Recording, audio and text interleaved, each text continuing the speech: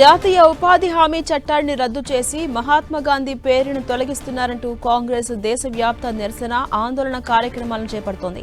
ఈ నిరసనలు తీవ్రం చేయాలని ఆ పార్టీ భావిస్తోంది. దీనిలో భాగంగా తెలంగాణలో రేపటి నుంచి ఈ నెల 31 వరకు నియోజకవర్గాల వారీగా ఉపాధి హామీ పథకం జాబ్ కార్డు హోల్డర్స్ తో గ్రామ సభలను నిర్వహించబోతోంది కాంగ్రెస్. ఈ కార్యక్రమాల్లో party incharge Meenakshi, TPCC chief Mahesh Kumar Goud జిల్లాలో పర్యటించబోతున్నారు. ఈ నియోజకవర్గాల పర్యటనలో డీసీసీ అధ్యక్షులు, సంబంధించిన నియోజకవర్గ ఎమ్మెల్యే, కాంగ్రెస్ నేతలు పాల్గొనబోతున్నారు. రేపు మెదక్ నియోజకవర్గం, 29న మానకొండూరు, వేములవాడ, 30న ఎల్లారెడ్డి, మేడారం సమ్మక్క సారలమ్మ దర్శనం చేసుకుంటారు.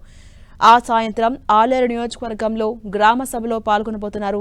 31న నకరేకల్, ఇబ్రహీంపట్నం నియోజకవర్గాల్లో గ్రామ సభలు నిర్వహించబోతున్నారు.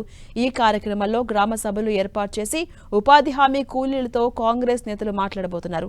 నియోజకవర్గాల్లోని గ్రామ సభల్లో ఉదయం ఒక గ్రామంలో, సాయంత్రం ఒక గ్రామంలో నిర్వహిస్తారు. ఇక గ్రామ సభల్లో ఈ జాతీయ ఉపాధి హామీ పథకంపై కేంద్రం అవలంబిస్తున్న విధానాలు, కొత్త పథకం తీరుతెన్నులను జాబ్ కార్డు హోల్డర్స్ కు వివరిస్తారని పార్టీ నేతలు చెబుతున్నారు.